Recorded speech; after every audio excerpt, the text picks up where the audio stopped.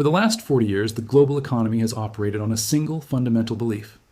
It is an axiom taught in every business school, repeated by every politician, and relied upon by every multinational corporation. The belief is this: a rising China lifts all boats. The logic was simple. As China industrialized, it would become rich. As it became rich, its billion citizens would become consumers. They would buy American cars, German machinery, French luxury goods, and Australian commodities. We would trade with them. They would trade with us, and the entire world would get wealthier together. It was the ultimate promise of globalization, the win-win scenario. But what if that promise was a lie? Or even worse, what if it was true once, but is now mathematically impossible? We are currently witnessing a shift in the tectonic plates of the global economy that is largely going unnoticed by the average person. But the data is starting to leak out. Reports from major investment banks and observations from global trade ports are confirming a terrifying new reality. The relationship has flipped. The polarity has reversed. For the first time in modern history, China's economic growth is no longer additive to the world. It is subtractive. We have entered a zero-sum era where Beijing's gain is explicitly your loss. They call it Beggar Thy Neighbor. It is an economic model where a country solves its own problems by exporting them to the rest of the world. And right now, the second largest economy on Earth is aggressively exporting its deflation, its unemployment, and its excess capacity to your doorstep. The era of cooperation is over. The era of the black hole economy has begun. To understand why your cost of living is changing, why your manufacturing base is eroding, and why the geopolitical tension is hitting a boiling point, we have to look at the machine Beijing has built, and why it is designed to consume everything while giving nothing back. Part 1. The Goldman revelation. To understand the magnitude of this shift, we first have to look at the numbers that shattered the illusion. For decades, economists had a formula. They calculated that for every 1% of GDP growth China achieved, the rest of the world's growth would increase by roughly 0.2%. This makes sense. If China builds a skyscraper, they need steel from Brazil and architects from America. If a Chinese factory owner gets rich, he buys a Mercedes from Germany. This is how the global cycle is supposed to work. But a recent landmark report by Goldman Sachs has revealed that this correlation has broken. In fact, it has turned negative. According to their new models, China's growth is no longer pulling the world up. It is dragging the world down. The data suggests that over the next few years, while China's aggressive manufacturing push might increase their own GDP, it will actually reduce the growth of the rest of the world. Why? How is this possible? It comes down to the difference between growth by consumption and growth by predation. In the post-World War II era, the United States was the engine of the world. As the U.S. grew, it imported massive amounts of goods. The American consumer was the buyer of last resort for the planet. The U.S. ran trade deficits, meaning they bought more than they sold, which allowed Europe and Asia to rebuild their economies by selling to Americans. China is doing the exact opposite. Despite having an economy that rivals the United States in size, China refuses to become a consumer. Their imports are flatlining. In dollar terms, they are actually shrinking in many sectors. Meanwhile, their exports are exploding. They are not buying from the world. They are selling to the world to keep their own factories running, even if it means selling at a loss. This is not a trade partner. This is a sophisticated economic weapon. When China grows now, it doesn't mean they are buying more of your products. It means they are building a factory to replace your products. It means they are capturing market share, killing foreign competition, and hollowing out the industrial base of Europe, North America, and emerging Asia. The win-win is dead. We are now in a game where for them to win, you must lose. Part 2. The fortress mentality. To understand why this is happening, we have to look inside the mind of the Chinese leadership. We have to understand the doctrine that is driving this behavior. Western nations, particularly the United States, view economics through the lens of prosperity. The goal is to make things cheaper and people richer. If Mexico can make a car part cheaper than Detroit, we move the factory to Mexico and the American consumer saves money. It's about efficiency. Beijing views economics through the lens of power. For the Chinese Communist Party, relying on other countries for critical goods is a weakness. It is a security vulnerability. Their goal is not just to get rich, it is to become untouchable. In 2020, this philosophy was codified into a specific strategy called dual circulation. The name sounds technical, almost boring, but the intent is radical. The strategy has two parts. The internal circulation aims to make China completely self-sufficient in all key technologies, from semiconductors to aerospace to agriculture. They want to immunize themselves against Western sanctions. The external circulation is the trap. The goal is to make the rest of the world deeply dependent on China's supply chains. Xi Jinping himself said the quiet part out loud. He stated that the goal was to tighten the international industrial chain AS dependence on China. Think about that phrasing.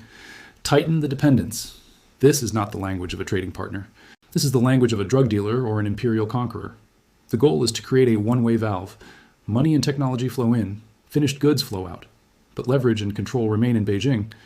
This fortress mentality explains why China refuses to stimulate its own population. Western economists have been screaming for years that China needs to give money to its households, to encourage them to spend, to become a consumption economy like America. But Beijing refuses. Why? Because a consumer economy is messy. Consumers buy foreign goods. Consumers want freedom. Consumers are unpredictable. Instead, the state funnels all its wealth into manufacturing capacity. They build more factories than the world needs. They subsidize industries that are already losing money. They prioritize the state over the household.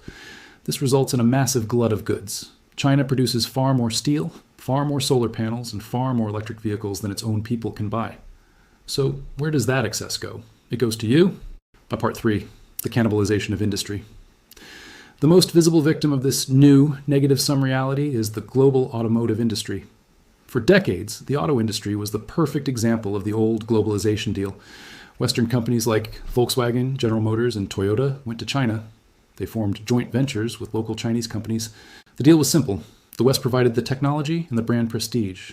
China provided the cheap labor and the market access. For a while, everyone made billions. International automakers supplied 60% of the cars sold in China.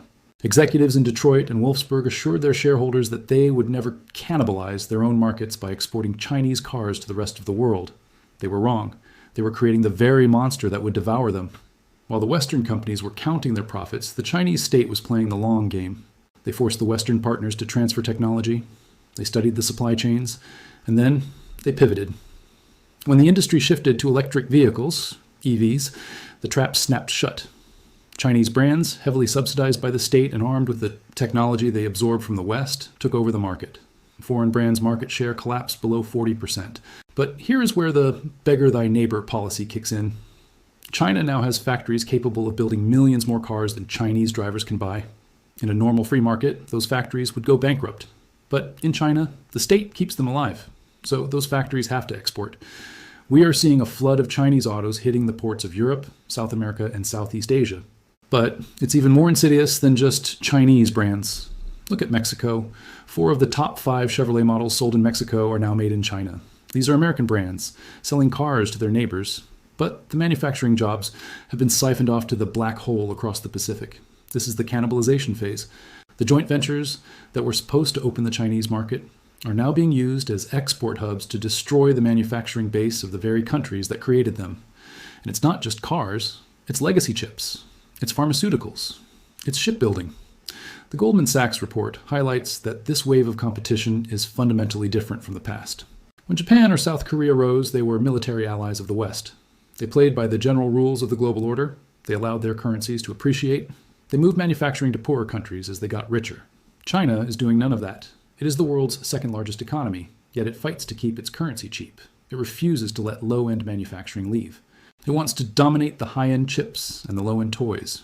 It wants to be the factory for everything, leaving the rest of the world as merely a warehouse for its surplus.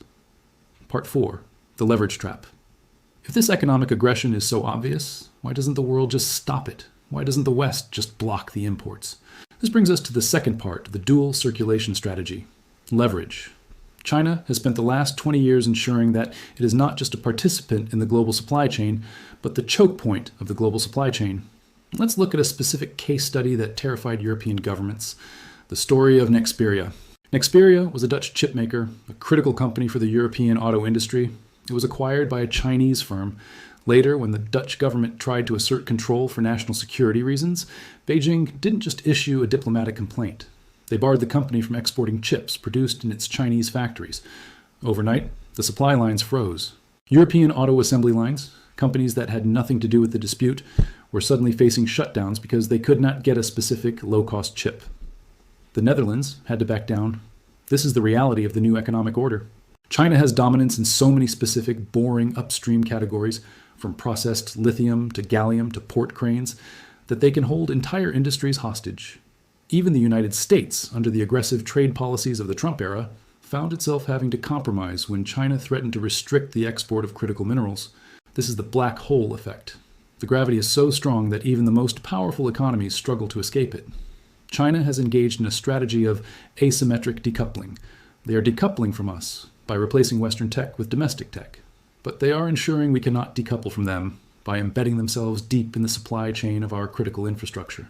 It is a trap that was built slowly, quarter by quarter, while the West was distracted by short-term profits and cheap consumer goods. Now, the bill is coming due. Part 5. A divided West. The only theoretical way to stop a superpower that exploits the open market is for the rest of the market to close ranks. A united front.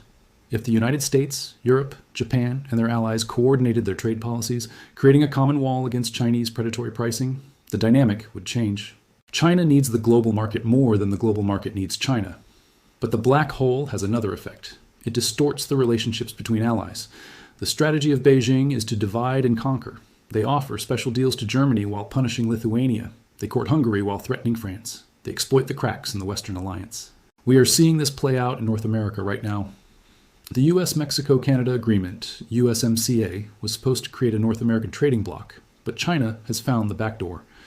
By shipping parts to Mexico or Canada, assembling them slightly, and then moving them into the US, they bypassed the tariffs. When Canada tried to match the US tariffs on Chinese EVs to close this loophole, China retaliated immediately, hitting Canadian agriculture. Canada found itself caught in a two-front trade war, pressured by the US on one side and punished by China on the other. This creates paralysis. Countries are terrified of moving first. Everyone knows the current path is unsustainable. Everyone knows that China's growth is coming at their expense. But the short-term pain of fighting back is so high that politicians choose the slow bleed over the immediate surgery. This lack of coordination allows the Beggar Thy Neighbor model to continue. It allows China to pick off industries one by one. First textiles, then steel, then solar, now autos. Next, aerospace and medical devices. Part 6, the zero-sum future. So where does this end? What does the negative-sum world look like in 2026 and beyond? The Goldman Sachs data paints a grim picture for the global middle class. The efficiency of the old system is gone. We are entering an era of inefficiency and conflict. For the developing world, countries like Brazil, India, or Vietnam, China's new model is a disaster. These countries want to industrialize the same way China did, by starting with cheap manufacturing and moving up. But they can't, because China refuses to let go of the bottom of the ladder. Chinese factories, subsidized by the state, can undercut a new factory in India or Vietnam every time. This creates premature deindustrialization in the global south. They are blocked from rising because the giant above them is kicking away the ladder. For the developed world, the US and Europe, it means a persistent erosion of high-quality jobs. The service economy narrative was always a myth. You cannot build a wealthy society solely on baristas and financial consultants. You need to make physical things. As China's black hole grows, it sucks the capital expenditure out of the West. Why build a factory in Ohio or Bavaria if you know you will be undercut by a state-sponsored competitor in Shenzhen who doesn't care about profit margins? The result is a world that is more fragile, more angry, and more prone to conflict. The fundamental axiom of economics, that trade makes everyone better off, relies on everyone playing by the same rules. It relies on comparative advantage. It relies on the idea that trade is business, not war. But Beijing has updated the axiom. They have turned trade into a battlefield. The uncomfortable truth revealed by the data is that we have crossed a line. The symbiotic relationship is over. The parasitic relationship has begun. China's growth is no longer a signal of global health. It is a signal of global cannibalization. Every percentage point of GDP they gain through this specific fortress model is a percentage point of opportunity stolen from somewhere else. The global economy is entering a period of friction. Tariffs are not a temporary glitch. They are the new permanent reality. Trade wars are not a policy mistake. They are a survival strategy. The era of cheap goods is ending. The era of economic security is beginning. The question is no longer, how do we grow together? The question is, who survives the decoupling? China has made its choice. It has chosen autarky, leverage, and dominance. It has chosen to beggar its neighbors to secure its own fortress. Now, the rest of the world must decide whether to keep feeding the machine that is eating them, or to finally accept that the old deal is dead and build something new. The cost of action is high, but the cost of inaction is everything.